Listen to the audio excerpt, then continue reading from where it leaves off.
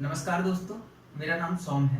मैं अपने YouTube channel पर भारतीय अर्थव्यवस्था की क्लास लेने आया हूँ।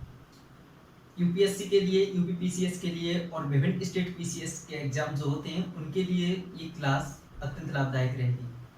अब मैं क्या-क्या करवाऊँगा, कितना सिलेबस करवाऊँगा, इस चीज़ का मैं पूरा कंप्लीट कर रहा हूँ सिलेबस। आने वाले 2-4 दिनों में मैं इसका कमेंट बॉक्स में इसके में या फिर इसकी डिस्क्रिप्शन में, दोनों में या फिर और इसकी पीडीएफ डाल दूँगा, जिसको डाउनलोड करके आप ये अनुमान लगा सकेंगे कि मैं कितना-कितना कराने वाला हूँ। मोटे-मोटे अंदाज में बता दूँ तो मैं लगभग 110 से 120 क्लासेस कराऊँगा, जिसमें प्रीलिम्स कंबाइंड मेंस दोनों का सिलेबस कंप्लीट होगा। यूपीएससी के सिलेबस को भी मैं दिखाऊंगा, जैसा कि आपने देखा भी होगा। उस सिलेबस को देख करके मैंने पूरा अच्छे से इस सिलेबस को बनाया है, तोड़-तोड़ के भागों में। और मैंने इकोनॉमिक्स को पार्ट वाइज डिवाइड कर दिया है। कौन सा पार्ट कब कराना है इसका मैंने पूरा सीक्वेंस बना रहा हूँ, और ये सीक्वेंस जल्दी ही मैं आपको पीडीएफ की फॉर्म में प्रोवाइड करा दूंगा। तो आज मैं क्या कराने वाला हूँ कि दरअसल आज मैं एडम स्मिथ के बारे में आपने सुना होगा, जो क्लासिकल इकोनॉमिक्स के जनक कहा जाता है। तो मैं एडम स्मिथ के बारे में बताऊंगा। एडम स्मिथ के अलावा मैं केनेजियन इकोनॉमिक्स के बारे में बताऊंगा, और उसके बाद में मैं मॉनेटरी पॉलिसी मैकेनिज्म जो स्टार्ट हुआ, कहाँ से इसका उद्भव हुआ, उसके बारे में बताऊंगा। दरअसल इस चीज की मैं शुरुआत इसलिए बताऊंगा क्योंकि ये इकोनॉमिक्स की सही मायने में शुरुआत ही यहीं से हुई थी। ये जो क्लासिकल इकोनॉमिक्स है, यहाँ से सही मायने में एक सिद्धांत रखे गए थे, उन सिद्धांतों को फॉलो धीरे धीरे किया गया, और नए नए सिद्धांत जिस हिसाब से, जैसे कि एक नई कोई प्रॉब्लम्स खड़ी हो जाती है, जैसे कि कोरोना अभी आया है, तो कोरोना एक लैंडमार्क बन गया है पूरे वर्ल्ड के लिए।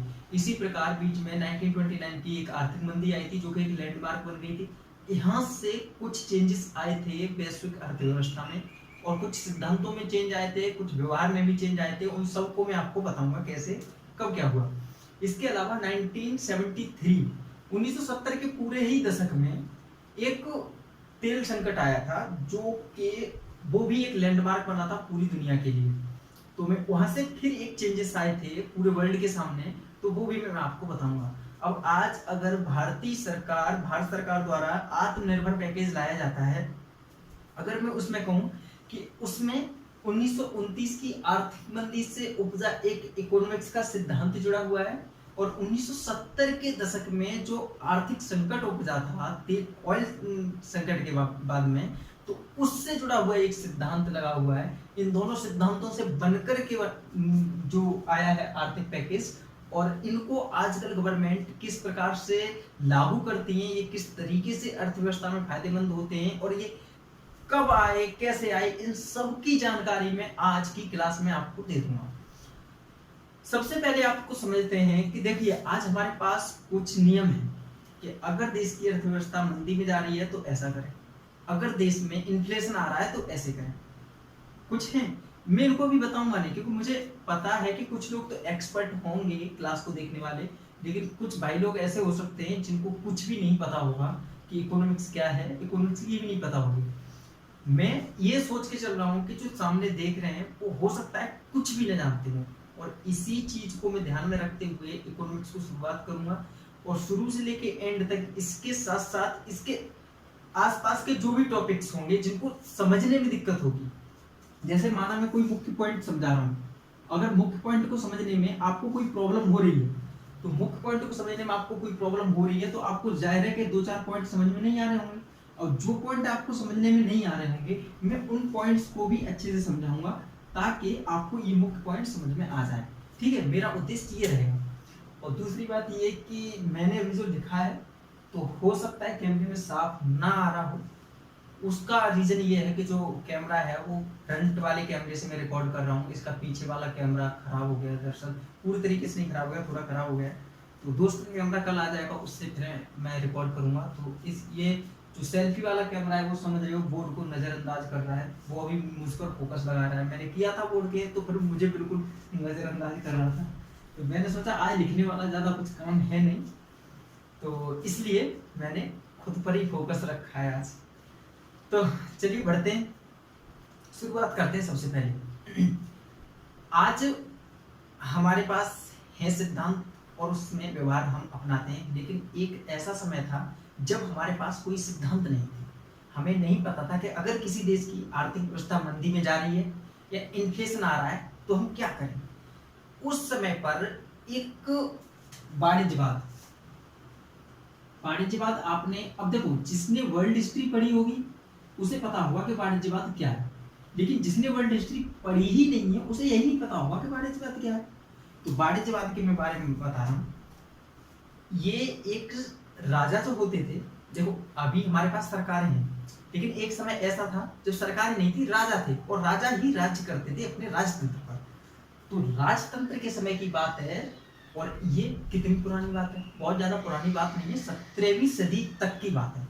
18वीं सदी में भी, ये 18वीं सदी के पूर्वार्ध मतलब 50 का जो, जैसे कि 1750 जो हो गया, ये 1750 से पहला जो हो गया वो हो गया पूर्वार्ध, और 1750 के बाद में जो हो गया ये हो गया उत्तरार्ध।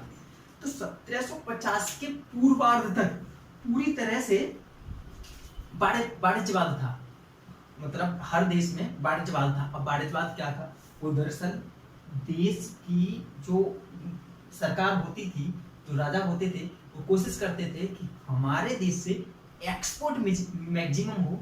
एक्सपोर्ट का मतलब ये हो गया कि हमारे देश से निर्यात यानी कि हम वस्तुओं का दूसरे देशों को निर्यात ज्यादा से ज्यादा करें और आयात कम करें, ताकि हमारे पास संसाधन ज्यादा होंगे, और हमारे ज्यादा संसाधन होंगे तो उनको हम ज्यादा यूज कर पाएंगे और ज्यादा टैक्स लगा पाएंगे, इससे राज्य की इनकम ज्यादा बढ़ती रहेगी। ये इन्होंने सोचा था, ठीक है। और इसी आधार पर ये चल रहे थे, मतलब ना कोई तर्कशास्त्र था ना कुछ, ऐसे ही चल रहे थे, ये ऐसा था ये। लेकिन एक और बात बता दूं कि ये हर देश में ऐसा नहीं था, जैसे कि मैंने अभी कहा कि पूरी दुनिया में ऐसा लागू था, तो मैं इसके लिए थोड़ा बोलना चाहूंगा कि पूरी दुनिया नहीं कहना होगा, क्योंकि दरअसल ये यूरोप में लागू था। अगर कहो कि भारत में, तो भारत तो भाई मुगलों से जो मध्यकालीन भारत से बाहर आए, उसके तुरंत बाद जो बाहरी शक्तियां आ गई, यूरोपीय शक्तियां, उन्होंने कॉलोनी बना दिया भारत को, तो भारत के बारे में ऐसा ज्यादा नहीं कहा जा सकता। लेकिन जो देश थे यूरोपीय देश, इन देशों के जो राजतंत्र थे उनमें ऐसा था, ठीक है। अब बात यहाँ तक क्लियर हुई। तो ये सब चलता रहा, जैसा कि मैंने बताया कि 18वीं सदी के पूर्वार्ध तक चलता रहा, और 18वीं सदी के पूर्वार्ध के बाद में भी थोड़ा बहुत चला। अब एक लैंडमार्क जो बना वो बना 1776। इस डेट को याद कर लो। 1776 में एक देश आजाद हुआ, इस देश का नाम था अमेरिका, ठीक है। 1776 में एक देश आजाद हुआ, इसका नाम था अमेरिका। और 1776 में ही स्कॉटलैंड के एक अर्थशास्त्री, इनका नाम था एडम स्मिथ की एक किताब आई जिसका नाम था वेल्थ ऑफ नेशंस। देखो कई एग्जाम में ये कई बार पूछी जा चुकी है, वेल्थ ऑफ नेशंस, ठीक है। तो ये जो बुक आई, इस बुक ने कुछ सिद्धांत दिए, यानी कि अर्थव्यवस्था से संबंधित पहली बार सिद्धांत अगर किसी ने दिए तो वो एडम स्मिथ थे। अब एडम स्मिथ ने जो सिद्धांत दिए, उन सिद्धांतों को क्लासिकल इकोनॉमिक्स कहा जाता है। तो दोस्तों इनके सिद्धांत दरअसल क्या थे, पहले हम ये समझेंगे। यानी कि अभी आप समझने वाले हैं कि क्लासिकल इकोनॉमिक्स क्या है, आप ये समझने वाले हैं पहले, और क्लासिकल इकोनॉमिक्स के बाद में फिर हम आगे बढ़ेंगे। तो आइए समझते हैं क्लासिकल इकोनॉमिक्स को। तो 1776 में जो वेल्थ ऑफ नेशंस बुक थी, उस बुक में कुछ सिद्धांतों को बताया गया था। पहली बात क्या कही गई थी? पहली बात कही गई थी कि देखिए, राज्य यानी कि जो राजतंत्र है वो व्यापार में जो हस्तक्षेप करता है, हस्तक्षेप नहीं होना चाहिए उसके द्वारा। पहली बात ये होती, हस्तक्षेप नहीं होना चाहिए। मार्केट जो होगी, बाजार जो होगा, बाजार स्वतंत्र होना चाहिए, और जो वस्तु की कीमत होगी, वो वस्तु की कीमत मार्केट अपने आप निर्धारित करेगा। देखिए, अगर आपने इकोनॉमिक्स बिल्कुल भी नहीं पढ़ी है तो आपको ये बातें बाउंस कर सकती हैं, इसलिए मैं थोड़ी सी कुछ चीजें साइड में आपको थोड़ी सी बता दे रहा हूं। मान लीजिए एक वस्तु का प्राइस जो होगा, यानी कि वस्तु का जो रेट होगा, रेट किस चीज पर निर्भर करेगा? वस्तु का रेट, बाजार में कोई वस्तु किस रेट में होगी ये किस चीज पर निर्भर करेगा? चलिए हम इस चीज पर बात कर रहे हैं। देखिए बाजार में कोई भी वस्तु किस रेट की होगी ये इस चीज पर निर्भर करेगी कि उसकी डिमांड कितनी है। नहीं समझे? देखिए मान लीजिए कि बाजार में 10 केजी प्याज आ रही है, माना 10 केजी प्याज आ रही है और 10 किलो प्याज 10 रुपए केजी पर 10 रुपए पर केजी सेल हो रही है। आप इतनी बात समझे? बाजार में टोटल 10 किलो प्याज आ रही है, यानी कि 10 किलो प्याज का प्रोडक्शन हो रहा है और जो प्याज का रेट है वो 10 रुपए केजी है। अब मान लीजिए कि उस बाजार में जो डिमांड है, यानी जो 10 केजी की डिमांड है, 10 की बजाय डिमांड 20 केजी की होगी या 15 केजी की होगी। अब क्या होगा आपको पता है? जो लोग खरीदने जा रहे थे अब उनकी पूर्ति नहीं हो पाएगी प्याज से, क्योंकि प्याज मात्र 10 किलो है, जबकि डिमांड यानी कि लोगों की मांग यहाँ पर 15 केजी या 20 केजी की है। ऐसी सिचुएशन में प्याज पूर्ति नहीं कर पाएगी मांग की। तो ऐसे लोग जो प्याज को बेच रहे होंगे वो सोचेंगे कि अगर इतनी ज्यादा मांग हो रही है और प्याज कम है, क्यों ना इसका रेट बढ़ा दिया जाए। समझ रहे हैं बात को? तो इस कारण डिमांड ज्यादा होने पर, किसी भी वस्तु की डिमांड यानी कि मांग अधिक होने पर उस वस्तु का रेट बढ़ जाता है। आप ये बात क्लियर हुई या नहीं? किसी भी वस्तु की डिमांड अधिक होने पर उस वस्तु का रेट अधिक हो जाएगा। ये बात क्लियर हुई? ओके, बात क्लियर हुई। उसी प्रकार अगर कहें कि उत्पादन गिर जाए, मान लो 10 केजी प्याज आती थी और 10 केजी की ही डिमांड थी, लेकिन मार्केट में प्याज आ रही है 10 केजी नहीं, बल्कि मार्केट की 10 केजी रिड्यूस होकर के आ रही है 6 केजी। मेरी बात को समझने का प्रयास करना। एक बार 10 केजी प्याज आ रही है, 10 केजी प्याज आ रही है और डिमांड हो गई है 20 केजी की या 15 केजी की, तो रेट बढ़ जाएंगे प्याज के, ये क्लियर है। लेकिन अगर 10 केजी प्याज की बजाय प्याज आ ही 6 केजी रही है और डिमांड बेशक वही 10 केजी की है, उसके बावजूद हमें प्रतीत होगा कि मार्केट में डिमांड बढ़ गई है। समझ रहे हो बात को? यानी कि प्रोडक्शन यानी कि उत्पादन के घटने पर भी ऐसा प्रतीत होगा कि डिमांड बढ़ गई है और इसलिए प्राइस यानी कि रेट फिर से इंक्रीज हो जाएगा। बात क्लियर हुई? दो बातें क्लियर हुई। अगर मार्केट में किसी वस्तु का प्राइस बढ़ रहा है तो उसके दो पहलू हो सकते हैं। नंबर एक, या तो वो वस्तु कम आ रही है या फिर उस वस्तु का रेट अधिक हो गया है, या फिर उस वस्तु का, या तो वो वस्तु कम आ रही है और या फिर उस वस्तु की डिमांड अधिक हो गई है। आप क्लियर हुई बात? हाँ, क्लियर हो चुकी है। इसके अलावा एक और पक्ष समझे। ये बात हुई हमने तब समझी जबकि उस वस्तु का रेट अधिक हो रहा है। मान लीजिए अगर 10 केजी की डिमांड है, 10 केजी की डिमांड है और मार्केट में प्याज आने लगी 15 केजी, 20 केजी आ गई, लेने आ रहे हैं लोग 10 केजी, लेकिन मार्केट में आ चुकी है 15 केजी या 20 केजी। तो ऐसी सिचुएशन में क्या होगा दोस्तों? लोग सोचेंगे कि हमारी प्याज सड़ ना जाए, और प्याज सड़ जाएगी इसके लिए वो सोचेंगे कि हम फायदा बेशक कम लें, निकाल दें, सारे माल को निकाल दें, क्योंकि अगर हम ज्यादा कम माल पर ज्यादा फायदा लेने की अपेक्षा करेंगे, इससे ज्यादा बेहतर रहेगा कि हम ज्यादा माल निकाल करके और कम माल फायदा निकाल करके ज्यादा फायदा कमा लें। ऐसे ठीक है।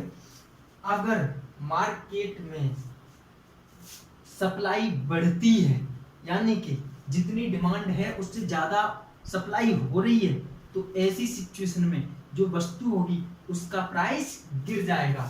समझे बात को? मैंने कहा कि अगर सप्लाई बढ़ेगी, अगर सप्लाई बढ़ गई तो डिमांड जो है, बेशक 10 केजी की डिमांड है अभी भी, लेकिन डिमांड कम प्रतीत होती हुई नजर आएगी।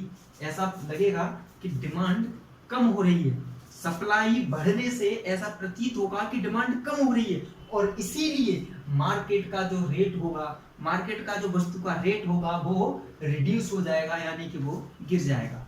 देखो दोस्तों, ये मैंने बेसिक बातें आपको इसलिए बताई हैं क्योंकि आगे जो मैं आपको बताने जा रहा हूँ क्लासिकल इकोनॉमिक्स और केनेजियन इकोनॉमिक्स को मैं जो बताने जा रहा हूँ वो थोड़े हार्ड टॉपिक हो सकते हैं, और उन टॉपिक को समझने के लिए जरूरी ये है कि आप ये बेसिक टर्म समझें।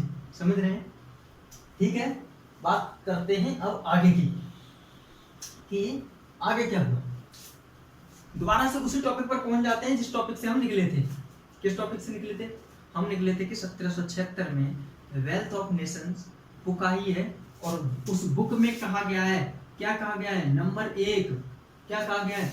कि राज हस्तक्षेप न करे, हस्तक्षेप न करे प्राइज में, हस्तक्षेप न करे। और कहा गया कि मार्केट, जो मार्केट है, मार्केट स्वयं निर्धारित करेगी अपने प्राइस को। आप बात समझ में आ रही है? याद करो, अभी मैंने जो आपको मार्केट के बारे में बताया है कि वस्तु की कीमत कब ज्यादा होगी कब कम होगी, सप्लाई के अकॉर्डिंग, सप्लाई बढ़ेगी या सप्लाई घटेगी, डिमांड बढ़ेगी या डिमांड घटेगी, उसके हिसाब से कब वस्तु का रेट ज्यादा और कब वस्तु का रेट कम होगा, ये चीज मैंने समझाई है अभी आपको साइड में। वही चीज कह रहे हैं एडम स्मिथ, ये कह रहे हैं कि देखिए आप राजतंत्र को वो निर्देश दे रहे हैं कि देखिए आप इसमें हस्तक्षेप मत करिए, गुणवत्ता जो वस्तु की होगी उसके अकॉर्डिंग और प्राइस के अकॉर्डिंग खरीदार स्वयं जाकर के वस्तु को खरीद लेंगे, और खरीदार ज्यादा होते जाएंगे अगर वस्तु के, तो ऐसा होगा कि वो चीज ज्यादा उत्पादन होना शुरू हो जाएगा। मान लीजिए कि खरीदार प्याज के ज्यादा हो गए तो लोग प्याज को दनादन खरीद रहे हैं, तो लोग तो प्याज जो किसान होगा वो सोचेगा चलो प्याज का प्रोडक्शन करते हैं, और इसलिए प्याज का अधिक प्रोडक्शन शुरू हो जाएगा। और फिर एक समय ऐसा आएगा कि जब प्याज का प्रोडक्शन ज्यादा होगा और खरीदार अगर प्याज का प्रोडक्शन ज्यादा होगा, खरीदार बेशक उतने ही, लेकिन प्याज का प्रोडक्शन ज्यादा हो गया तो खरीदार कम होते हुए प्रतीत आएंगे, और इसके लिए अगली साल प्याज कम हो जाएगी। गुणवत्ता की बात यह है कि जो अच्छी प्याज निकालेगा उसकी ज्यादा बिकेगी, जो कम निकालेगा, जो बेकार प्याज लेके आएगा उसकी कम बिकेगी। फिर रेट का और डिपेंड करता है, अगर किसी की खराब होगी प्याज तो उसमें वो रेट भी थोड़े कम रखेगा, जिसकी अच्छी होगी प्याज उसमें वो रेट भी ज्यादा अच्छे रखेगा। मेरी बात समझ रहे हैं? एडम स्मिथ ये कह रहे हैं कि गुणवत्ता को ध्यान में रखते हुए, रेट को ध्यान में रखते हुए डिमांड और सप्लाई अपने आप निर्धारित करेंगे बाजार को, बाजार के अदृश्य हाथ बाजार को स्वयं संतुलित करेंगे, आपको बीच में पड़ने की आवश्यकता नहीं है। ये कहा एडम स्मिथ ने, अर्थशास्त्री थे स्कॉटलैंड के। अब देखिए एडम स्मिथ ने जब ये बात रखी तो इसके बाद में इसी समय मैंने बताया था कि 1776 में इनकी बुक पब्लिश हुई है, और 1776 में अमेरिका आजाद हुआ है। तो 1776 में अमेरिका जब आजाद हुआ तो अमेरिका को एडम स्मिथ की बातें अच्छी लगी, इनकी बुक की बातें अच्छी लगी, और अमेरिका ने एडम स्मिथ के जो रूल्स थे, एडम स्मिथ ने जो नियम दिए थे उनको फॉलो कर लिया।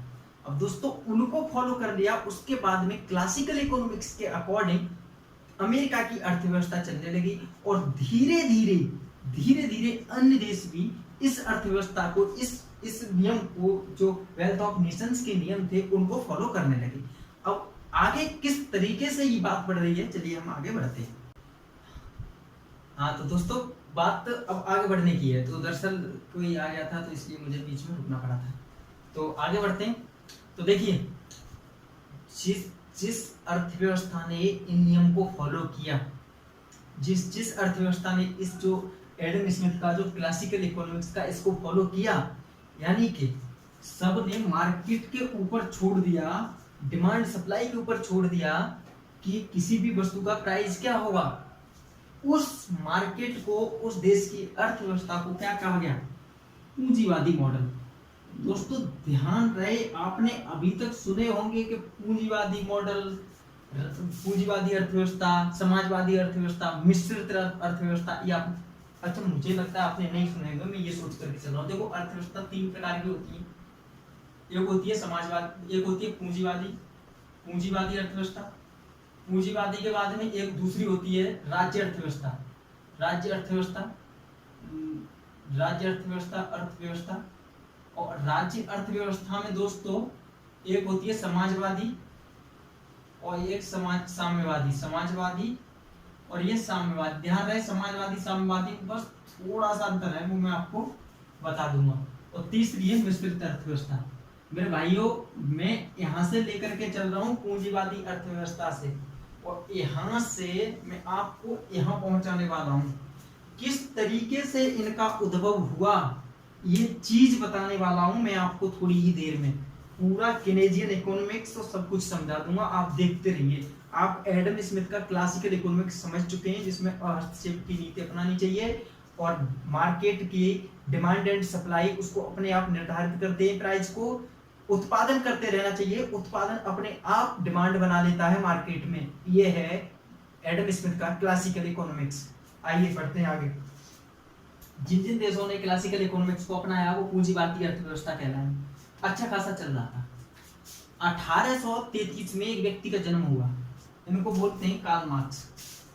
मेरे भाई, इनको हिसाब से अगर किसी ने इनका नाम नहीं सुना है, देखो जिन्होंने इनका नाम सुना है, जिन्होंने इनका नाम सुना है, जो इनके बारे में जरा सा भी जानते हो वो तो खुश हो गए होंगे, लेकिन जिन्होंने इनका नाम नहीं सुना वो इनको कैजुअल में ना ले। तो दरअसल ये हल्का मुल्का इंसान नहीं है। इस इंसान ने पूरे विश्व को 2 भागों में विभाजित कर दिया था।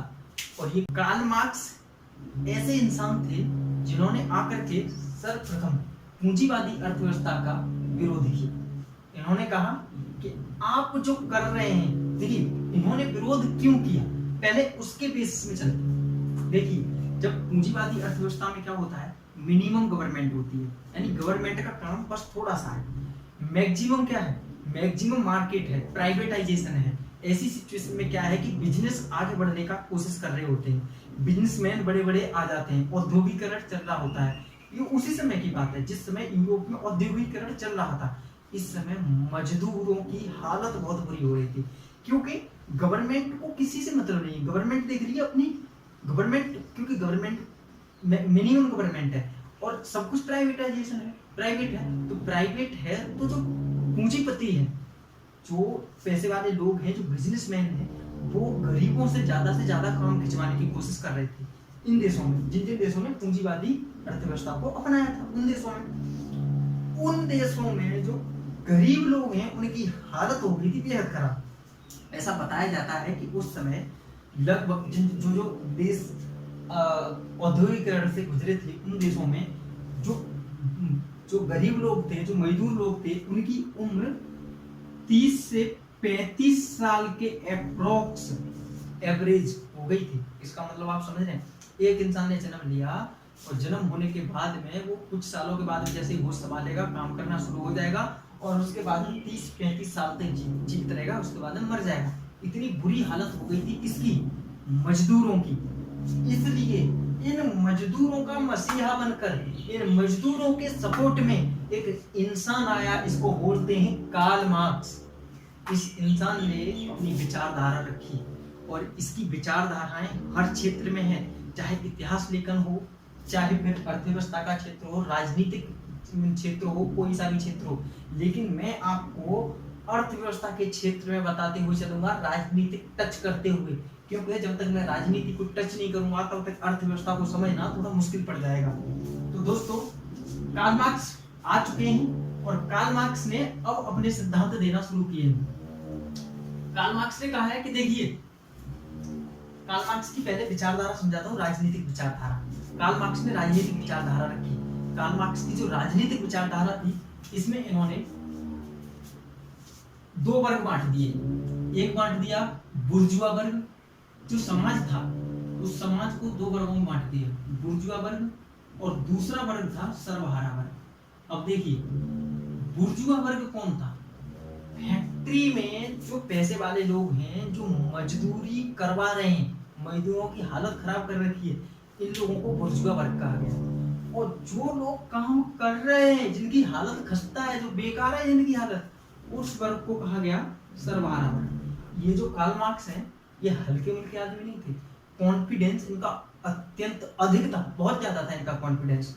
इन्होंने कहा, इन्होंने विचारधारा, अपनी राजनीतिक विचारधारा इस तरीके से रखी कि देखिए समाजवाद की इन्होंने विचारधारा रखी, जिसमें इन्होंने कहा कि एक देश में, किसी भी देश में बुर्जुआ वर्ग एक सीमा से अधिक समय तक नहीं टिक पाएगा, और एक समय ऐसा आएगा जब किसी सर्वहारा वर्ग होगा, वो सर्वहारा वर्ग बुर्जुआ वर्ग को खत्म करके, सत्ता पर कब्जा करके, और पूरे देश में एक ही वर्ग की सरकार रहेगी, एक ही वर्ग रहेगा, और वो वर्ग होगा सर्वहारा वर्ग। इन्होंने ये विचारधारा रखी। शुरुआत में लोगों ने हंसी में लिया कि का ऐसे ही खोखले ऐसे ही लगे पड़े हो, खामखा बिना बात के, लेकिन धीरे धीरे इनकी बात सीरियस होने लगी। कैसे सीरियस होने लगी? इन्होंने 3 स्टेज पर रक्तपूर्ण क्रांति की व्याख्या की। इन्होंने कहा कि देखिए, सबसे पहले सर्वहारा वर्ग यानी कि जो गरीब लोग हैं, वो गरीब लोग सबसे पहले तो किसी भी राष्ट्र पर जबरदस्ती सत्ता पर कब्जा करेंगे। एक बात हुई कंप्लीट, सत्ता पर कब्जा करेंगे। नंबर 1 स्टेप पूरा कंप्लीट हुआ। उन्होंने कहा सर्वहारा वर्ग सत्ता पर कब्जा कर लेगा जबरदस्ती। क्यों? क्योंकि देखिए, मिनिमम गवर्नमेंट, लोग कम है गवर्नमेंट के, पूंजीपति यानी कि पैसे वाले लोग भी कम हैं, ये सब थोड़े से कम लोग, और किस पर सत्ता कर रहे हैं, किसका शोषण कर रहे हैं? ये शोषण कर रहे हैं मैक्सिमम वर्ग का।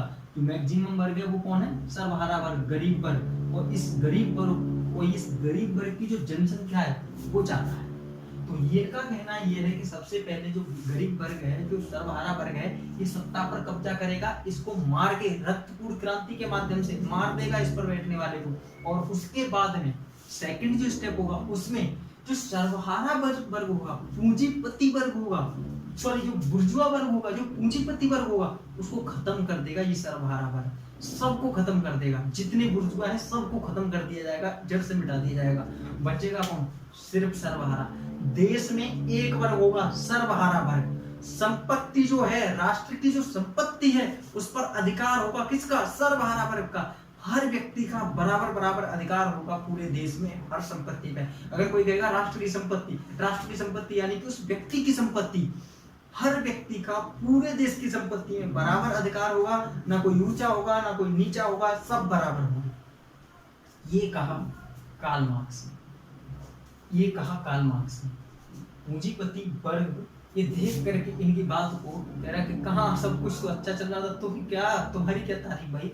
इन्होंने कहा मेरी तारीफ तो तुम्हारी तारीफ सारी बुराई बदलने वाली है। उन्होंने कहा देखिए, तुम हो कुछ समय के, खत्म होने वाले हो। ये इतने कॉन्फिडेंस में बोलते थे। इन इंसान के बारे में बताया जाता है, किताबों में भी लिखा है कि इस कॉन्फिडेंस से बोलते थे जैसे मानो होने ही वाला है, सब कुछ होने वाला है, और जैसा जैसा इन्होंने बोला है सब कुछ होने वाला है।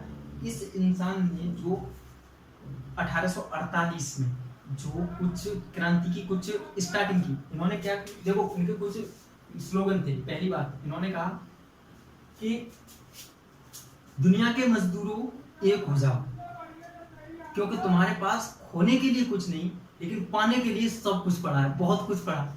एक इन्होंने ये स्लोगन दिया। दूसरा स्लोगन इन्होंने दिया कि आज तक दार्शनिकों ने सिर्फ दुनिया की व्याख्या की है, अब समय आ गया है दुनिया को बदलने का। इन्होंने ये स्लोगन दिए थे, और ऐसा कह करके इन्होंने कुछ स्लोगन दिए, और इनकी ये इसी तरीके से बोलते थे।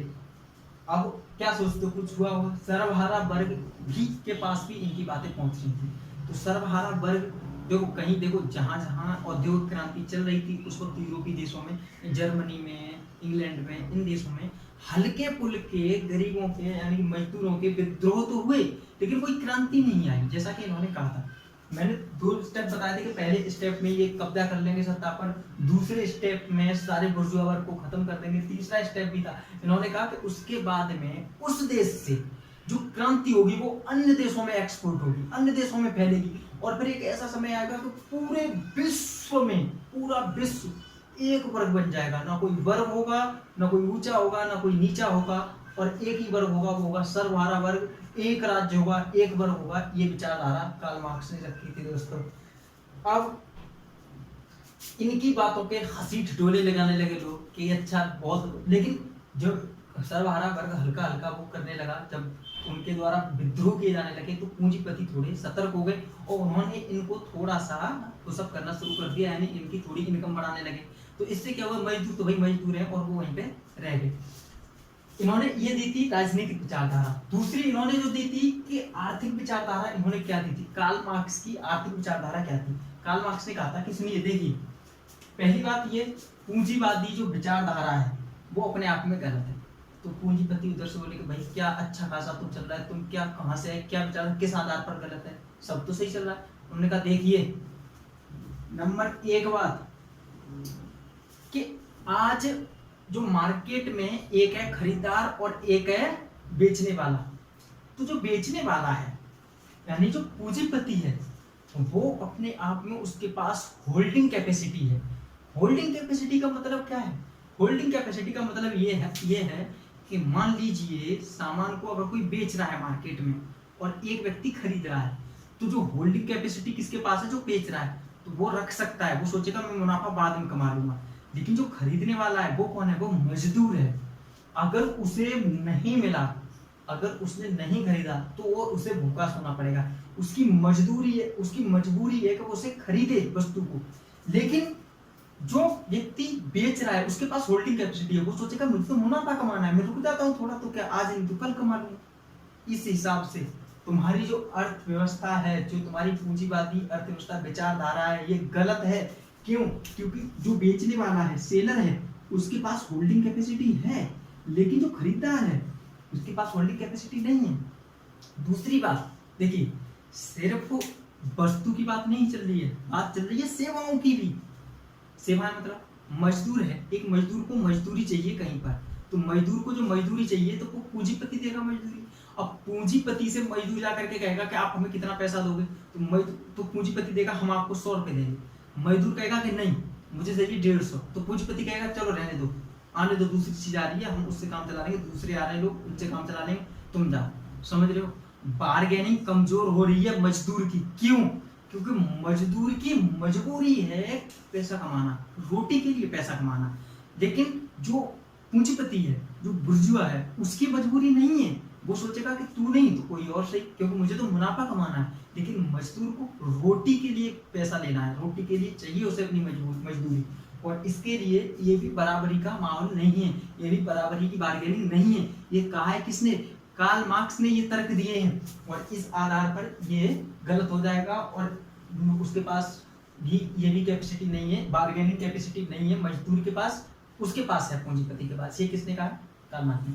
तीसरी बात ये बोली, इन्होंने कहा सुनिए, अभी मशीनीकरण का दौर चल रहा है, एक समय ऐसा आएगा कि जब मशीनीकरण का दौर और बढ़ेगा, और ऐसा होते होते मशीन अधिक हो जाएंगी, और जब मशीन अधिक हो जाएंगी तो जो बुर्जुआ वर्ग है वो रिप्लेस करेगा मजदूरों को, गरीबों को मशीनों के द्वारा, यानी मशीनों को काम में लगाएगा, मजदूरों को साइड में हटाएगा।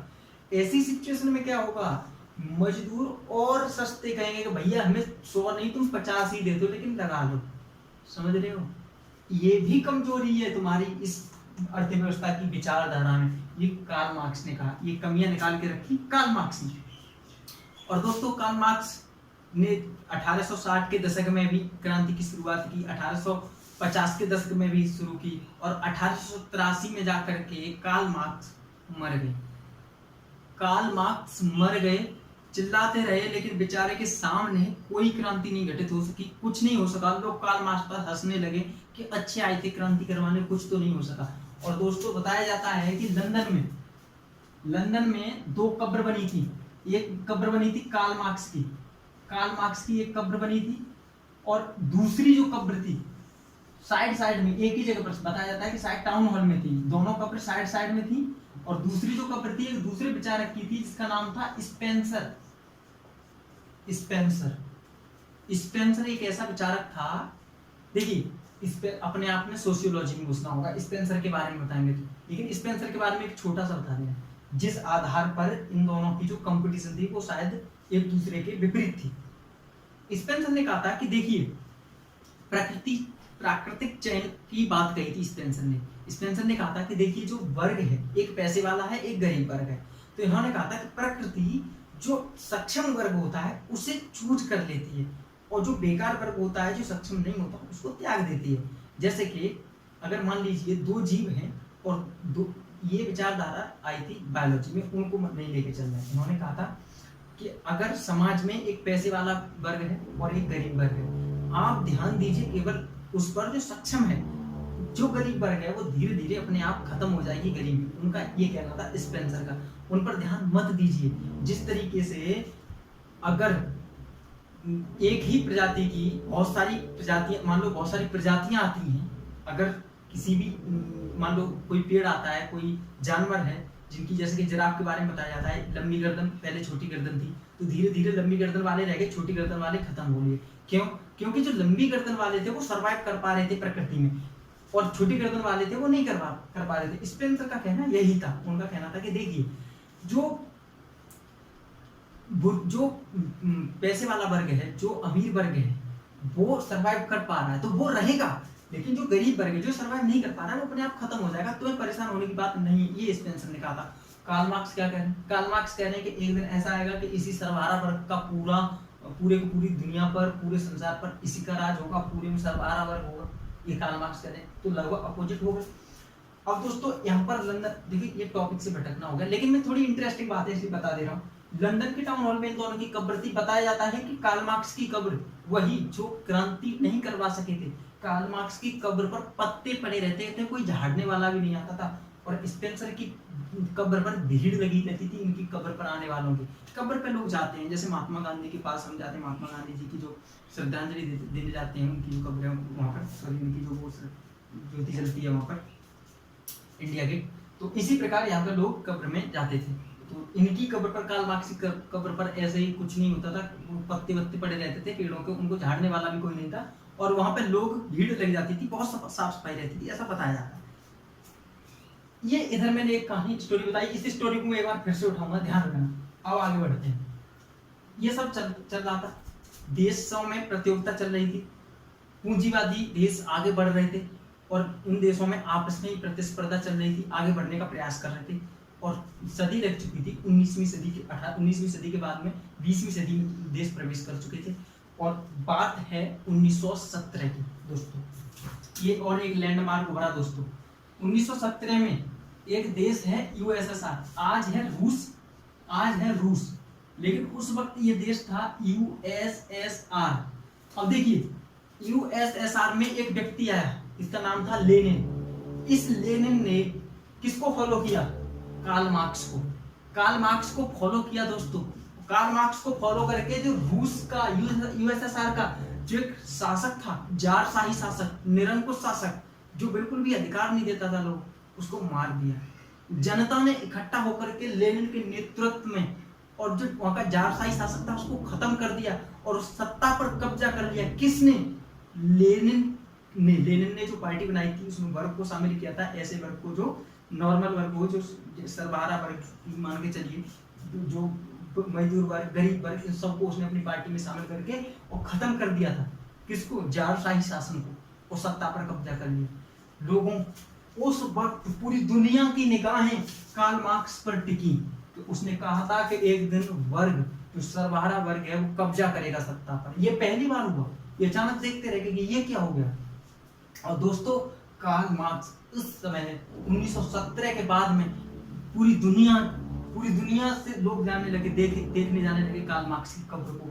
और एक ऐसा समय आया जब स्पेंसर की कब्र पर पत्ते झाड़ने वाला कोई नहीं था, और कार्ल मार्क्स की कब्र पर लोगों का जमाम बाड़ा लग गया, भीड़ लग गई। लोग देखने जाते थे कि कौन है कार्ल मार्क्स जिसने पहले से ऐसी विचारधारा ला के रखी।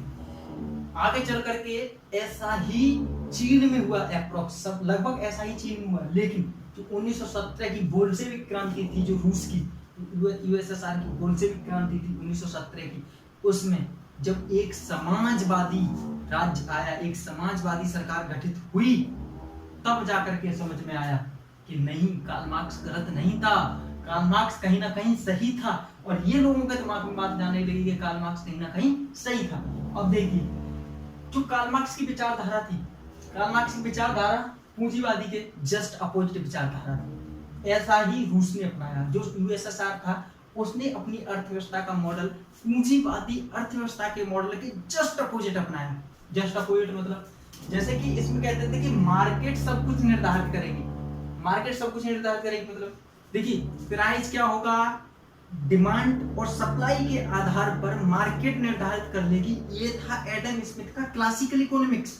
लेकिन जो रूस में जो समाजवादी सरकार गठित हुई, इन्होंने क्या किया, इन्होंने राज्य ने खुद ही डिमांड क्रिएट की, खुद ही उसका रेट तय किया और उस उत्पादन किस चीज का होना है ये भी राज्य ने तय किया। नहीं समझे आप? मैं बताता हूँ।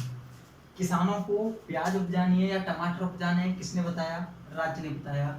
वो टमाटर या प्याज किस रेट पर बेचेंगे, किसने रेट तय किया? राज्य ने रेट तय किया। मजदूरों को लगाएगा कौन, किस रेट पर तय करे, कौन लगाएगा? राज्य लगाएगा। और जब राज्य अपने हिसाब से मजदूरों को लगाएगा तो मजदूरों की इनकम होगी और उस इनकम से वो जाकर के प्याज खरीदेंगे या टमाटर खरीदेंगे। और वो प्याज टमाटर रेट किसने तय किए? राज्य ने। वो किस हिसाब से तय किए? वो इस हिसाब से तय किए कि देखो हम मजदूरों को रेट कितना दे रहे हैं, पैसा कितना दे रहे हैं, उसी हिसाब से हम उनका रेट तय करेंगे सामान का। तो इससे क्या होगा कि मजदूर सक्षम रहेंगे खरीदने में। दोस्तों ये समय आया जब समाजवादी सरकार जो गठित हुई, बताया जाता है कि इन्हीं ने डिमांड क्रिएट की, मतलब इन्हीं ने डिमांड क्रिएट की, इन्हीं ने रेट तय किया और इन्हीं ने उत्पादन क्या होना है ये तय किया। इस आधार पर यूएसएसआर की जो अर्थव्यवस्था थी वो 40% ग्रोथ रेट से आगे बढ़ी थी, ऐसा बताया जाता है। अब बात करते हैं आगे की। इधर यूएसएसआर यानी कि एक समाजवादी अर्थव्यवस्था आगे बढ़ रही थी, दूसरी तरफ पूंजीवादी अर्थव्यवस्था आगे बढ़ रही थी। अब पूंजीवादी अर्थव्यवस्था, समाजवादी अर्थव्यवस्था, दोनों अर्थव्यवस्थाएं आगे बढ़ रही थी और दोनों में बहस हो गई।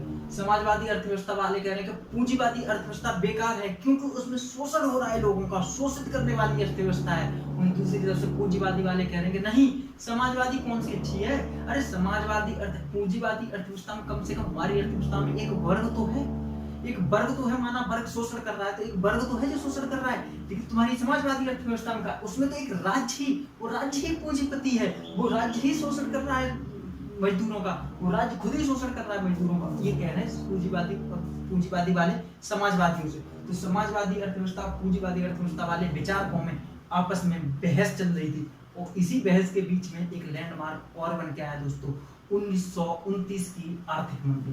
अब बात करते हैं दोस्तों 1929 की आर्थिक मंदी की। तो दोस्तों माफी चाहता हूँ, दरअसल मेरे मोबाइल का जो स्टोरेज है वो फुल हो गया था, इस कारण मैं नहीं बता पाया। वो मैं बताते रहा और वो अचानक वहाँ पे बंद हो गया, तो फिर मेरी अचानक लगा गई, उसके बाद मैंने इसको किया। कल से ऐसी गलतियाँ नहीं होंगी, उसके लिए आई एम सॉरी। तो मैं आगे शुरू करता हूँ। मैंने बताया था कि मैं 1929 की आर्थिक मंदी के बारे में बता रहा था। 1929 में एक बहुत बड़ी आर्थिक मंदी आई थी। 1929 में एक बहुत बड़ी आर्थिक मंदी आई थी और 1929 की आर्थिक मंदी जो आई, उस मंदी से निकलने का एडम स्मिथ के क्लासिकल इकोनॉमिक्स के पास में कोई भी उपाय नहीं था, कोई उपाय नहीं था। लोग एडम स्मिथ की तरफ देख रहे थे, एडम स्मिथ की बुक में इसका कोई भी चर्चा नहीं की गई थी। चलिए लेकिन समझते हैं कि 1929 की आर्थिक मंदी आई क्यों। देखो वैसे इसके बहुत सारे कारण हैं, मैं एक मेन कारण बता रहा हूँ। वैसे इसके थोड़े शेयर मार्केट से रिलेटेड, अमेरिकन शेयर मार्केट से रिलेटेड कारण है और यूरोपियन इन्वेस्टमेंट से रिलेटेड कारण है लेकिन मैं बता रहा हूँ एक मुख्य कारण। देखो दो प्रकार के देश थे, एक डेवलप्ड कंट्री और एक डेवलपिंग कंट्री। जैसे कि विकसित देश और एक थे विकासशील देश, ठीक है, और एक थे विकासशील देश। अब क्या था कि विकसित देशों में मशीनीकरण का युग था, औद्योगिकरण चल रहा था, तो विकसित देशों में मशीनें आने लगी थी और मशीनें आने लगी थी उससे पहले भी कि विकसित देश ज्यादातर चीजें, विकसित देश क्या करते थे कि ज्यादातर चीजें जो बनाते थे उसकी मार्केट कहाँ खोजते थे? उसकी मार्केट खोजते थे विकासशील देशों में। यानी कि विकसित देश अपना सामान बेच रहे हैं विकासशील देशों में। विकासशील देश क्या कर रहे हैं? विकासशील देश अपना जो एग्रीकल्चर प्रोडक्ट है उसका जो प्रोडक्शन करके जो बेच रहे हैं वो बेच रहे हैं विकसित देशों में।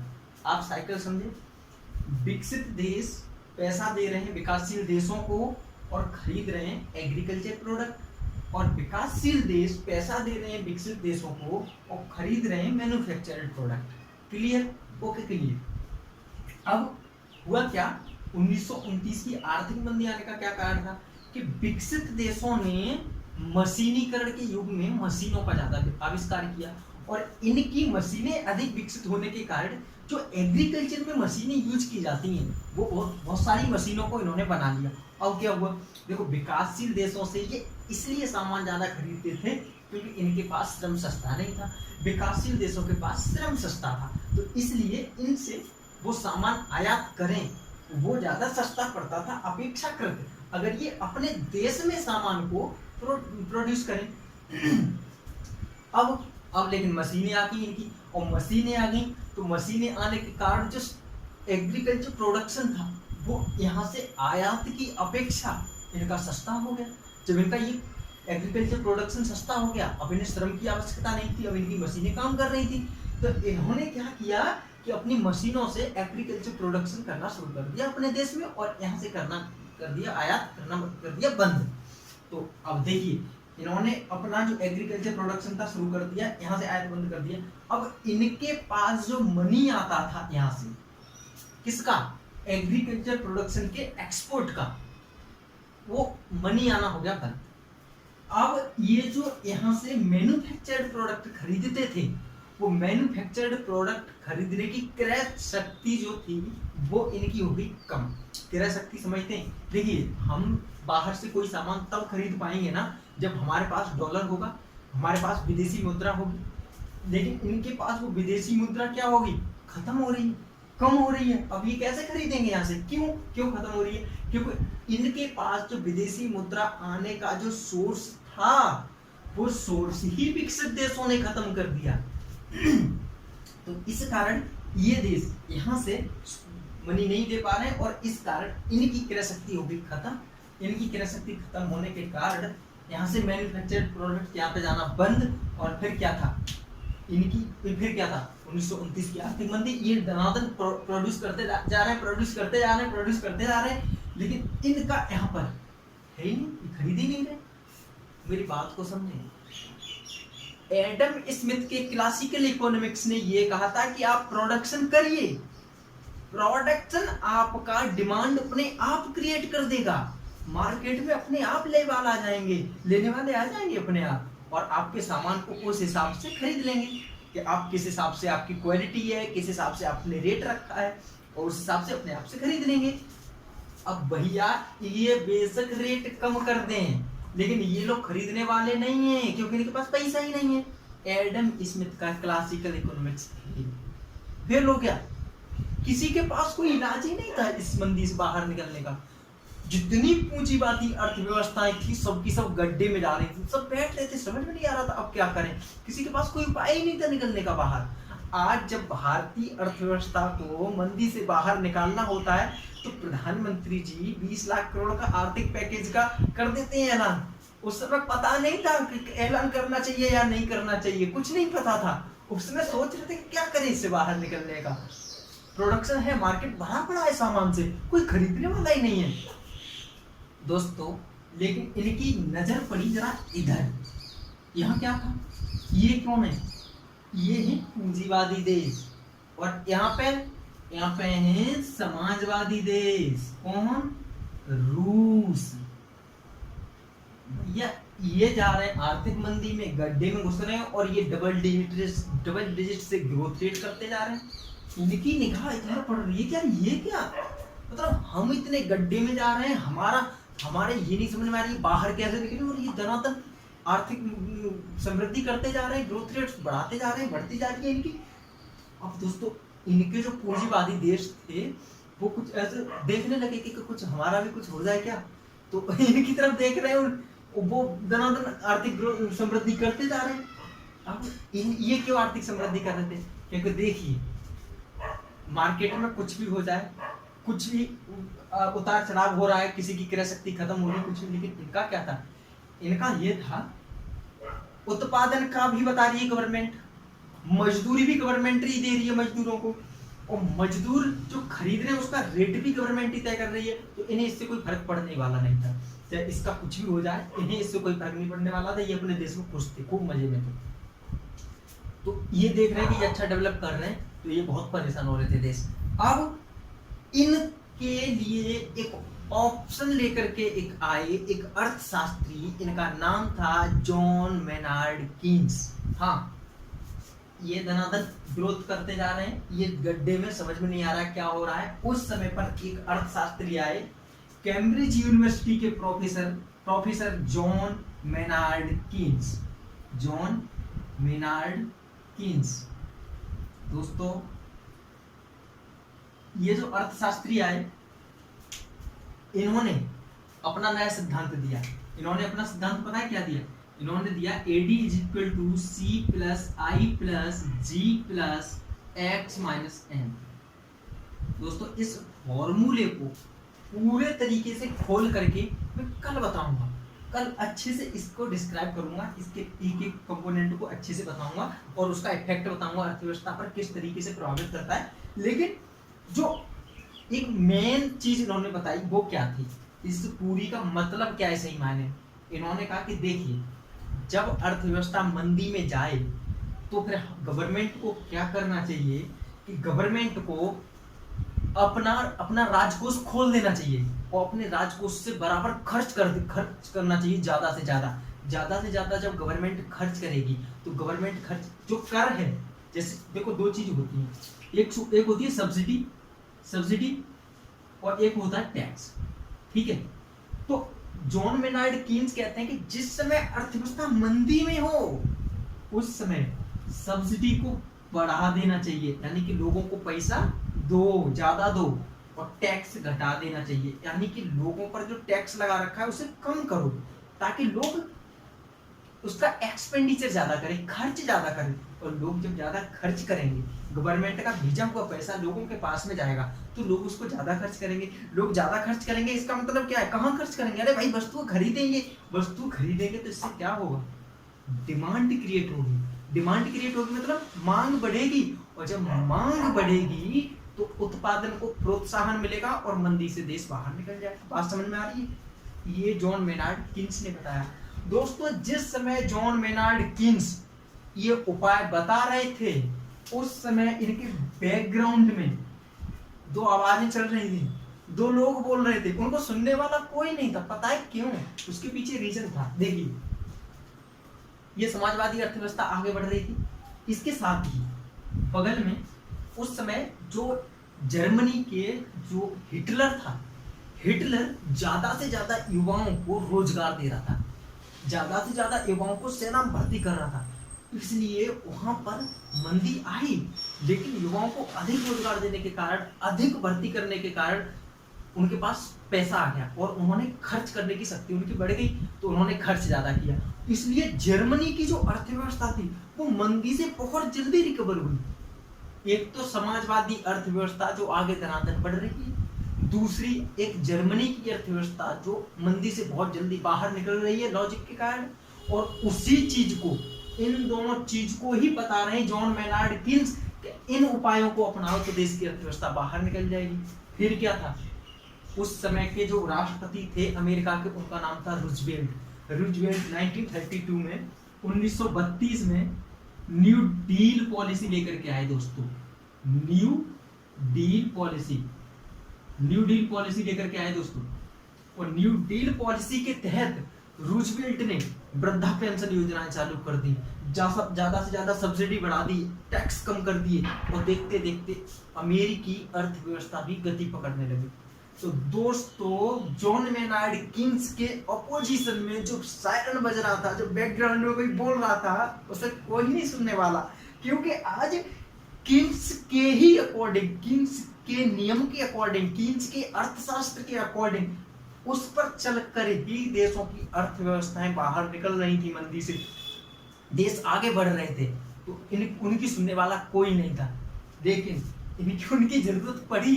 एक समय ऐसा आया जब उनकी जरूरत पड़ी, बहुत भयानक जरूरत पड़ी। वो कब पड़ी आगे चल के बताता हूँ। देश की अर्थव्यवस्था आगे निकलने लगी और 1930 से 1950, ये जो देख रहे हो ना दोस्तों, ये एनिमल स्प्लिट का समय है। इसका मतलब क्या है? इसका मतलब ये है कि 1930 से 1950 के बीच में यूरोपीय और अमेरिकन जो जीडीपी थी उसका 50% सोशल सेक्टर में खर्च किया गया। एक मिनट रुको, मैं मानता हूं कि आपको प्रॉब्लम हो सकती है जीडीपी को समझने में, क्यों? देखिए, मैं जब क्लास लेके आऊंगा धीरे धीरे तो जीडीपी की क्लास में समझा दूंगा आपको, लेकिन जीडीपी अच्छे से समझा दूंगा, बहुत अच्छे से समझाऊंगा। और जीडीपी पर देखो, जीडीपी को बहुत कैजुअल लेते हैं लोग, लेकिन मैं जीडीपी को बहुत अच्छे से समझाने वाला हूँ। जीडीपी पर कम से कम 15 मिनट की क्लास चलेगी दोस्तों।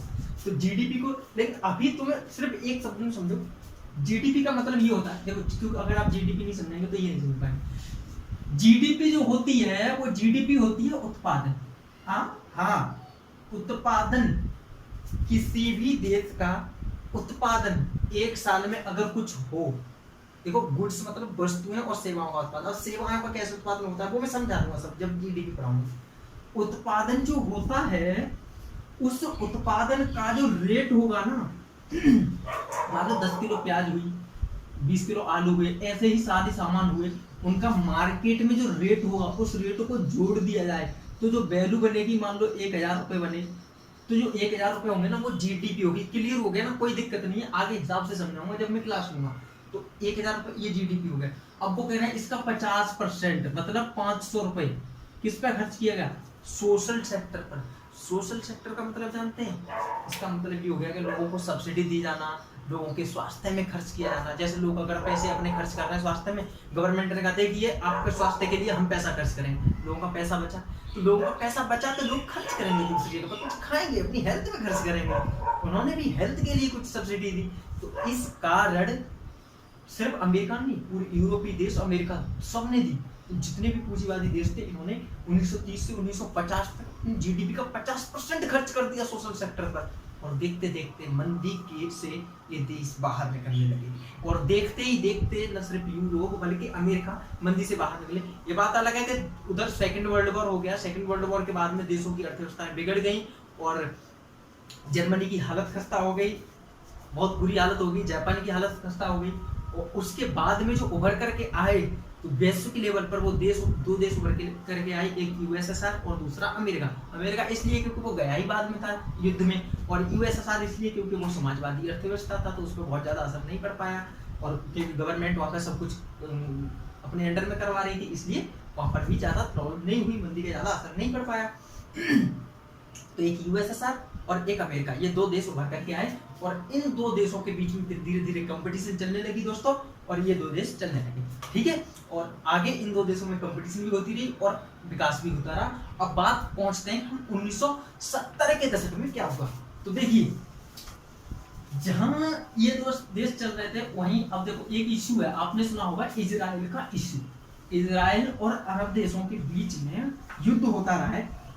तो 1970 के दशक में, देखो 1960 के दशक में भी और 1970 के दशक में इजराइल का और अरब देशों के साथ युद्ध हो गया, तो जिसमें अरब देश हार गए।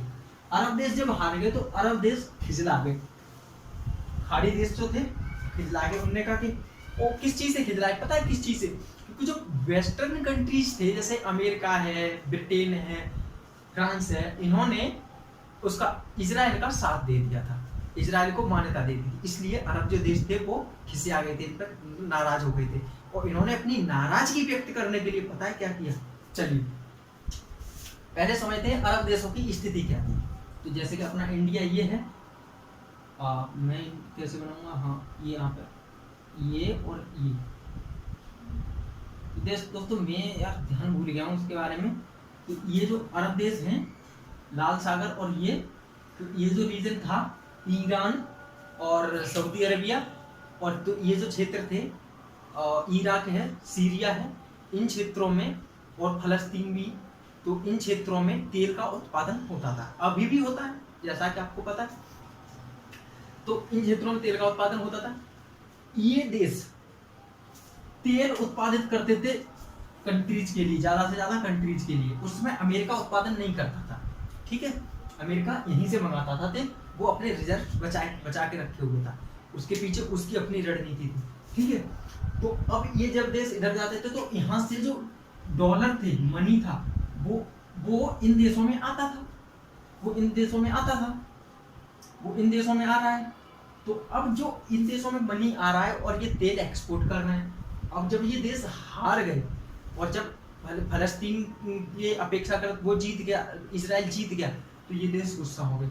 इन्होंने क्या किया कि तेल को महंगा कर दिया। जब पहले डॉलर आता था तो ये अच्छा खासा खर्च भी करते थे और अर्थव्यवस्था अच्छी चल रही थी, तो इन्होंने क्या किया कि डॉलर को बचाना शुरू कर दिया, डॉलर को सेव करना शुरू कर दिया, डॉलर को सेव करना शुरू कर दिया, अपने पास रखना शुरू कर दिया, और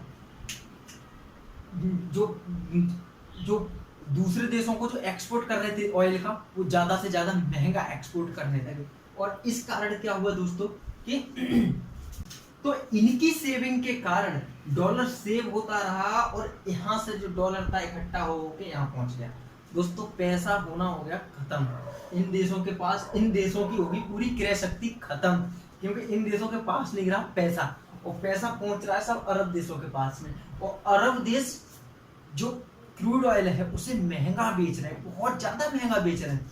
अब जब महंगा बेच रहे हैं तो देखो क्रूड ऑयल को कुछ तो ऐसे उद्योग होते हैं जिनमें क्रूड जो मतलब उसका जो कच्चा माल होता है उसके रूप में प्रयोग किया जाता है, और कुछ ऐसे होते हैं जहां पर जैसे ट्रेवलिंग है तो ट्रांसपोर्टेशन के लिए तेल का यूज किया जाता है। तो ट्रांसपोर्टेशन ही जब महंगा रहेगा तो कोई सा भी सेक्टर हो, चाहे स्टील का क्षेत्र हो, लोहे का क्षेत्र हो, कोई सा भी क्षेत्र हो, हर क्षेत्र ज्यादा बैठेगा। पता है क्यों? क्योंकि ट्रांसपोर्टेशन कॉस्ट, ट्रांसपोर्टेशन तो हर क्षेत्र में होता है, कोई सा भी हो, चाहे सीमेंट हो तो सीमेंट में भी भर के तो ट्रांसपोर्टेशन के जरिए लाएगा ना, मतलब तेल के जरिए, और तेल ही महंगा है तो हर क्षेत्र महंगा हो गया, और जिस कारण हर चीज महंगी होने लगी, लेकिन पैसा यहाँ पहुंच गया, क्रय शक्ति खत्म थी, और इस कारण अब ये यहाँ से कह रहे हैं इनसे कि भैया खर्च करो, तो खर्च क्यों नहीं कर रहे, पैसा रख के क्यों बैठे, और ये जो देख ही नहीं हो रहे, हाँ हम रख के रहेंगे और पैसा ये खर्च नहीं कर रहे हैं। दोस्तों ये ठीक उसी प्रकार हो गया जिस तरीके से कीन्स ने बताया था कि अगर उद्योगपति के पास में अगर उसको क्षेत्र नहीं दिखाई देगा इन्वेस्टमेंट के लिए, अगर उसको अच्छा नहीं आर्थिक अगर उसको वातावरण नहीं दिखाई देगा तो वो पैसे के ऊपर बैठा रहेगा, खर्च नहीं करेगा। और इसी कारण तो 1929 की आर्थिक मंदी आई थी सही मायने, क्योंकि खर्च करना बंद हो गए थे उद्योग भी, तो ये देख करके कि अब आर्थिक वातावरण बिगड़ रहा है तो वो भी खर्च करना बंद हो गए थे उद्योगपति भी, और इसलिए वहां पर दिक्कत हुई थी। अब ऐसा यहाँ पर हो गया। अब ऐसी सिचुएशन से बाहर निकलने के लिए कीन्स के पास में कोई भी इलाज नहीं था। पता है क्यों? उसके पीछे लॉजिक ये है कि केनेडियन इकोनॉमिक्स में ये बताया गया था कि आर्थिक मंदी से कैसे निकलना है। क्लियर ना? लेकिन यहाँ पे क्या है, यहाँ पे दूसरी सिचुएशन है। यहाँ पे नंबर 1 कि इन देशों की क्रय शक्ति कम हुई है, यानी कि आर्थिक मंदी। क्लियर? एक बात क्लियर हुई। प्लस ये जो क्रूड ऑयल महंगा बेच रहे हैं, अब इनको महंगा मिल रहा है। अब महंगा मिल रहा है तो इनकी हर सेक्टर महंगा हो गया है, वस्तुएं सारी महंगी हो गई। सब्जी लेकर के दूसरी जगह जानी है वो भी तो महंगा आ रहा है, तेल भैया महंगा, सब्जी भी महंगी, हर चीज महंगी। इसे बोलते हैं इन्फ्लेशन। एक देश में किसी भी क्षेत्र में एक साथ मंदी और इन्फ्लेशन नहीं आती। यानी कि देखो पहले अभी तक क्या होता था कि अगर महंगाई आ गई तो महंगाई से निपटने का गवर्नमेंट के पास इलाज आ गया, मंदी आ गई तो मंदी से निपटने के लिए किंग्स ने बता दिया कैसे निपटना है, और महंगाई से ही बता दिया। लेकिन अगर आर्थिक मंदी के साथ साथ अगर आ जाए इन्फ्लेशन यानी महंगाई, तो इस चीज से कैसे बाहर निकलेंगे? इस चीज का इलाज केनेडियन इकोनॉमिक्स के पास नहीं था। कीन्स ने ये बात नहीं बताई थी कि आर्थिक मंदी के साथ महंगाई से बाहर कैसे निकला जाएगा। कीन्स ने यह बताया था कि आर्थिक मंदी आए तो कैसे निकलना है और महंगाई आए तो कैसे निकलना है, लेकिन दोनों एक साथ आ जाए तो कैसे निकलना है ये नहीं बताया था। और इस टर्म को पता है क्या कहा गया, स्टैगफ्लेशन। समझ रहे हैं दोस्तों, इस टर्म को स्टैगफ्लेशन कहा गया। अब स्टैगफ्लेशन आई है, स्टैगफ्लेशन से निपटने का कोई भी इलाज किसी के पास नहीं था। एक बात ध्यान रख के देखो, स्टैगफ्लेशन का क्वेश्चन आ चुका है पीछे यूपीएससी के एग्जाम में, शायद यूपीपीसीएस के में आया या नहीं ये मुझे याद नहीं है, लेकिन शायद 2 एग्जाम में मैंने कहीं देखा है स्टैगफ्लेशन किसे कहते हैं, बस इतनी सी बात को। अब दोस्तों आगे की बात समझो। अब बात याद करो, जब कीन्स अपने सुझाव दे रहे थे तो कीन्स के बैकग्राउंड में एक सायरन बज रहा था, लोगों ने उनको ध्यान नहीं दिया था। अब वो सायरन को सुनने की बारी आ चुकी है। देखो जो पीछे सायरन बज रहा था वो कोई मामूली व्यक्ति नहीं थे, वो 2 अर्थशास्त्री थे। एक का नाम था मिल्टन फ्रीडमैन और दूसरे का नाम था फ्रेडरिक हायेक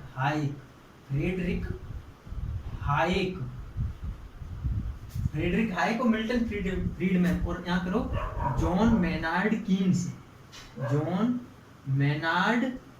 कीन्स। दोस्तों मैंने ये ऐसे क्यों लिखे, क्योंकि इन्होंने जो दिए थे उपाय उसके अपोजिट में थे। अब इनके और इनके तर्क क्या थे बात करते हैं। 1929 में वापस लौट के चलते हैं। जॉन मेनार्ड कीन्स ने कहा कि जिस समय आर्थिक मंदी आए तो राज्य को चाहिए, जो राष्ट्र होगा उसको चाहिए कि अपना राजकोष खोल दे और धनाधन खर्च करना शुरू कर दे। इससे क्या होगा कि लोगों की कैपेसिटी बढ़ेगी खरीदने की और बाहर निकल जाएगा। टैक्स कम कर दे, सब्सिडी बढ़ा दे, इससे क्या होगा आर्थिक मंदी से देश बाहर निकल जाएगा। और जिस समय देश आर्थिक मंदी से बाहर निकल जाए, रोजगार के पूरे स्तर को जिस समय पकड़ लेगा वो देश, उस समय जो देश की आर्थिक जो उसकी जो खरीदने की क्रय शक्ति क्षमता होगी वो बहुत ज्यादा हो जाएगी। और जब बहुत ज्यादा हो जाएगी तो वो ज्यादा मांग करने लगेंगे और इस कारण जो वस्तुएं होंगी मार्केट में उससे ज्यादा डिमांड प्रतीत होगी, डिमांड हो ही जाएगी ज्यादा, और इस कारण इन्फ्लेशन आ जाएगी। और उस इन्फ्लेशन से निपटने के लिए तब गवर्नमेंट को चाहिए कि गवर्नमेंट टैक्स बढ़ा दे, सब्सिडी कम कर दे। और इस कारण टैक्स बढ़ाने और सब्सिडी कम करने के कारण जो इनकी जो क्रय शक्ति क्षमता होगी वो कम हो जाएगी। और क्रय शक्ति जब क्षमता कम हो जाएगी तो फिर जो असंतुलन बिगड़ा है, जो इन्फ्लेशन आई है यानी जो महंगाई आई है, उसे वापस नीचे उतरने लगेगा और वापस आ जाएगा और जो संतुलित हो जाएगी अर्थव्यवस्था। ये इन्होंने ये बात कही थी, क्लियर, याद हो गया। मिल्टन फ्रीडमैन और फ्रेडरिक हाइक एक बात कहते हैं। मिल्टन फ्रीडमैन बोले कि सुनिए महोदय, आप जो बोल रहे हैं अर्थव्यवस्था को संतुलित करने की बात जो आप बोल रहे हैं वो आप 2 माध्यमों से बोल रहे हैं। नंबर 1 राजकोषीय घाटा और नंबर 2 इन्फ्लेशन। मतलब समझे आप कि देखो जब देश को आर्थिक मंदी से निकालना हो तब आप राजकोष से बहुत ज्यादा खर्च करोगे तो राजकोषीय घाटा हो जाएगा। राजकोष समझते हैं, राजकोषीय घाटा समझते हैं? अगर नहीं समझते तो बस इतना समझ जाओ, एक देश के पास में कुछ खाता होता है उसका अपना, उसमें वो पैसा उसका सारा रखा होता है। मान लो देखो राजकोष क्या होता है, ये सब में राजकोषीय घाटा क्या होता है, राजकोषीय खर्च, ये सारा सब मैं बताऊंगा, लेकिन वो लोक वित्त में बताऊंगा। अभी सिर्फ नॉर्मल इतना समझ लो। तो उसके पास जितनी है पैसा तो वो अपना माइनस में राजकोष से पैसा ज्यादा से ज्यादा खत्म करेगा तो उसके पास कुछ बचेगा ही नहीं, तो राजकोषीय घाटा हो गया। और इन्फ्लेशन, देश में अचानक महंगाई जब आ जाएगी तब फिर वो टैक्स बढ़ाएगा और सब्सिडी कम करेगा, तब वो कंट्रोल करेगा इन्फ्लेशन को।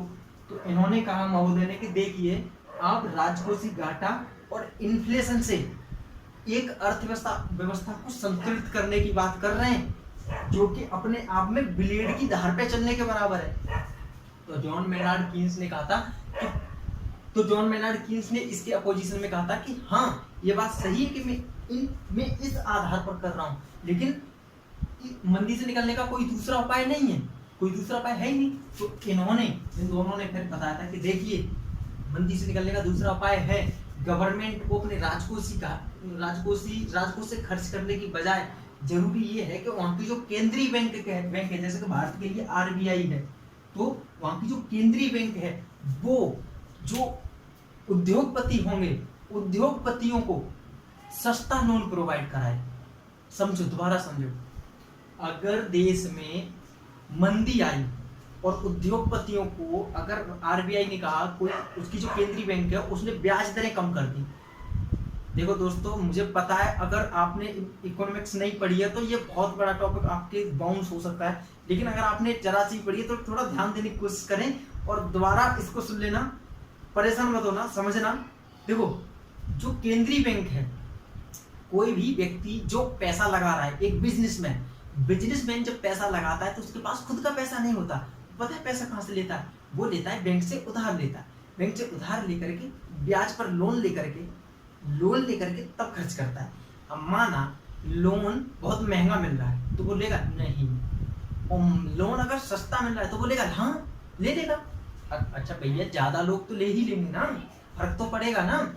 तो इन्होंने कहा कि देखिए भाई साहब, लोन को, जो सेंट्रल बैंक है उसको चाहिए कि लोन को सस्ता कर दे, ताकि जो उद्योगपति होंगे वो लेकर के और लगाएंगे, और जब लगाएंगे पैसा तो ज्यादा खर्च करेंगे, ज्यादा लगाएंगे और ज्यादा से ज्यादा रोजगार देंगे, और ज्यादा से ज्यादा जब रोजगार देंगे तो इसके कारण, रोजगार मिलने के कारण लोगों के पास पैसा आएगा, उनकी क्रय शक्ति क्षमता बढ़ेगी, उधर जीडीपी ग्रोथ रेट बढ़ेगी।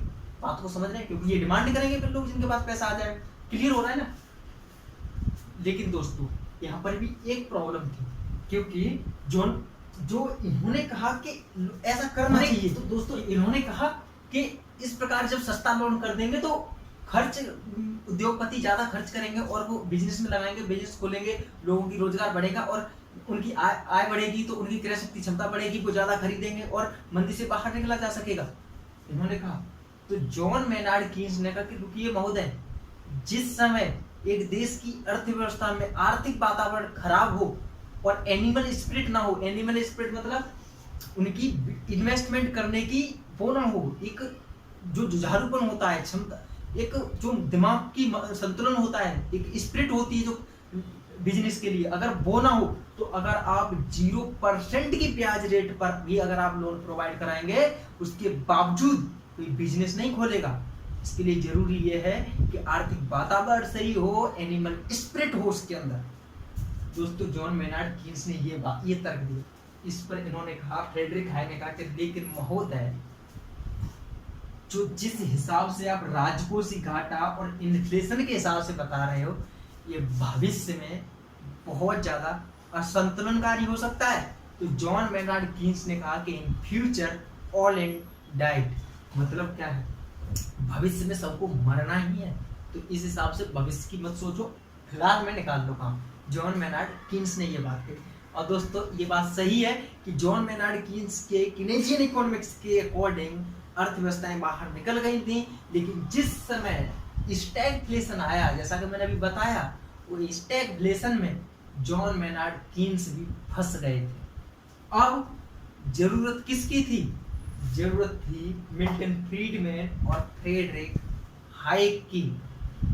इनने क्या कहा था कि मुद्रा ज्यादा बनाई जाए और मुद्रा बना करके मार्केट में ज्यादा फैलाई जाए, और इससे जो सेंट्रल गवर्नमेंट जो सस्ता ऋण प्रोवाइड कराना शुरू कर देगी, तो इससे जो एनिमल स्पिरिट है वो बड़ी, इससे जो उद्योगपतियों को जो पैसा मिलेगा वो ज्यादा से ज्यादा बिजनेस में खर्च करेंगे, लोगों को रोजगार मिलेगा और अर्थव्यवस्था अपनी गति पकड़ने लगेगी।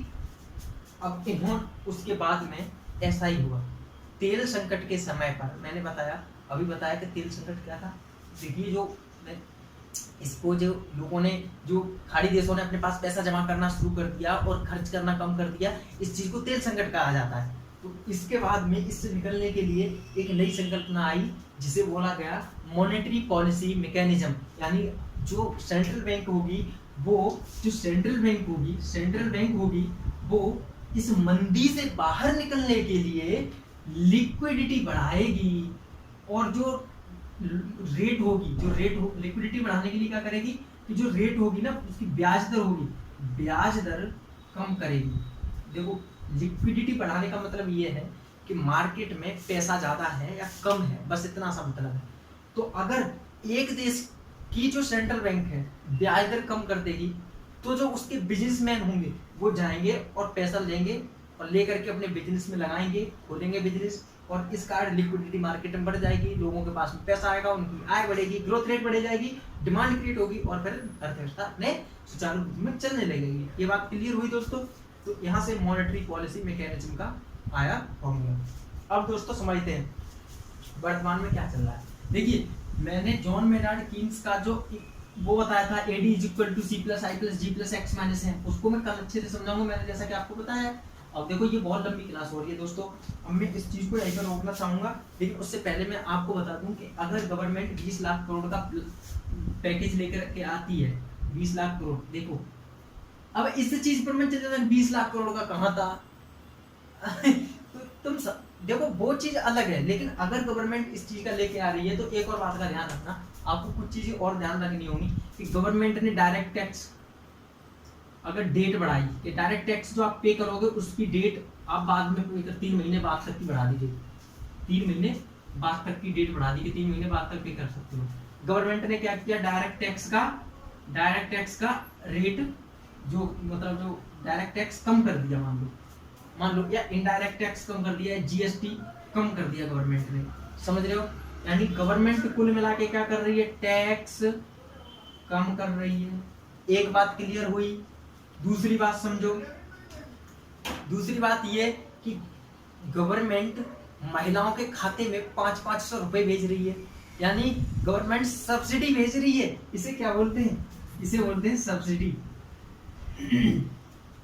क्लियर। अब देखना गवर्नमेंट ने टैक्स कम किया, कोरोना से आर्थिक मंदी आ चुकी है, गवर्नमेंट ने टैक्स कम किया, सब्सिडी बढ़ा दी। क्लियर हो रहा है। इसके अलावा गवर्नमेंट ने क्या किया, आ जाइए इधर आ जाइए, RBI ने रेपो रेट कम कर दिया। ये चीज आपने नोटिस की, गवर्नमेंट ने सिर्फ ये नहीं किया, RBI ने रेपो रेट भी कम कर दिया। अब दोस्तों याद करो इस चीज, और जब RBI रेपो रेट कम करेगी तो जो लोन है वो लोन लोग ज्यादा लेंगे, और इस कारण लोन ज्यादा लेने के कारण जो बिजनेस में जो इन्वेस्टमेंट होगा अपेक्षाकृत अधिक होगा, इन्वेस्टमेंट जो होगा वो अधिक होगा। अब देखो इन्वेस्टमेंट क्या होता है, ये चीज कंफ्यूजन में होगी। देखो दोस्तों इन सारी चीजों को मैं समझाऊंगा आपको। अब देखो इसके लिए अब सॉरी कि कुछ ऐसी टर्म्स हैं जो बीच में आ गई हैं, तो अब इन चीजों को तो समझाना ही पड़ेगा, बोलना ही पड़ेगा, नहीं तो फिर कौन सी चीज आगे समझाऊं कौन सी बाद में समझाऊं, ये तो वही हो जाएगा पहले अंडा आया या पहले मुर्गी। मतलब अगर उसको समझाऊंगा किसी दूसरी चीज को तो फिर ये चीज आ जाएंगी, इनको समझा रहा हूँ तो वो इन्वेस्टमेंट वगैरह आ रहे हैं। तो देखो ये तो चीज थोड़ी सी प्रॉब्लम फेस करनी पड़ेगी आपको, ठीक है। तो इन्वेस्टमेंट बढ़ेगा, इन्वेस्टमेंट बढ़ने से क्या होगा कि लोग जो खर्च कर रहे हैं, सॉरी लोग जो वहाँ पर रोजगार की आवश्यकता पड़ेगी लोगों के लिए, तो रोजगार बढ़ने से लोगों की इनकम बढ़ेगी, ग्रोथ रेट बढ़ेगी, ग्रोथ बढ़ेगी और लोगों के रोजगार बढ़ेंगे। और दोस्तों रोजगार जब बढ़ेंगे लोगों के तो लोग डिमांड क्रिएट कर देंगे, डिमांड क्रिएट कर देंगे, और डिमांड क्रिएट यानी डिमांड बढ़ा देंगे तो दोस्तों प्रोडक्शन बढ़ेगा, और प्रोडक्शन जब बढ़ेगा तो दोस्तों जो अर्थव्यवस्था है वो मंदी से बाहर निकल जाएगी।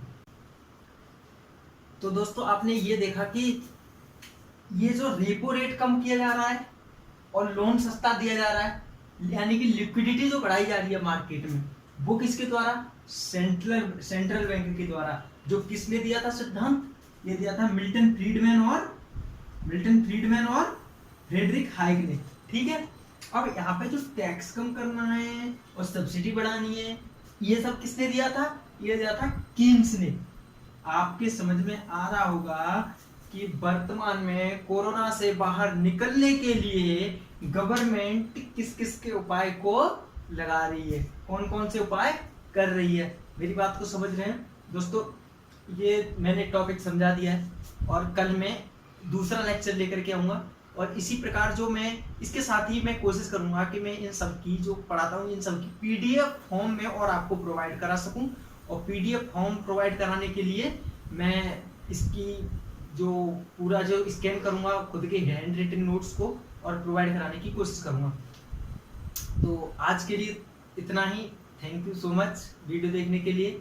और अब मैं इस जो क्लासेज हैं जो 110 to 120 क्लासेज होंगी उन्हें मैं ज़्यादा टाइम नहीं लगाऊंगा, आने वाले लगभग 1 से 1.5 महीने में सारी क्लासेज को कंप्लीट करा दूंगा। इकोनॉमिक्स की पूरा इकोनॉमिक्स का सिलेबस करा दूंगा। आप इसकी देखने के लिए मैं किस तरीके का कैसा करा रहा हूँ आप प्रीवियस ईयर के क्वेश्चन देखिए, उनको देखिए, उनको तो मैं साथ के साथ कराते ही जाऊंगा। आप एक काम करिए, मार्केट से कोई टेस्ट सीरीज ले लीजिए, वो तो थोड़ा कठिन पूछते हैं, थोड़ा हार्ड पूछते हैं, मैं इसी तरीके से पढ़ाऊंगा, अच्छे से पढ़ाऊंगा, आप बिल्कुल टेंशन मत लीजिए। और मार्केट से आप जो टेस्ट सीरीज भी लेंगे, मेरा जहां तक अनुमान है कि 90% वो क्वेश्चन भी आपको मिलेंगे। हालांकि मार्केट से जो टेस्ट सीरीज आती है वो थोड़ा ज़्यादा कठिन जो थोड़ा ज़्यादा हार्ड पूछ लेते हैं और थोड़ा ज़्यादा ही डीप चले जाते हैं, जितना हमें यूपीएससी और यूपीपीसीएस में क्वेश्चंस देखने को नहीं मिलते। लेकिन आप ले लीजिए उसको, 90+% वहाँ के भी आप क्वेश्चन हैंडल कर पाओगे, ये मेरा विश्वास है। पूरी मेहनत करूँगा, अच्छे से करूँगा। उसके लिए थैंक यू सो मच देखने के लिए और अलविदा, जय हिंद।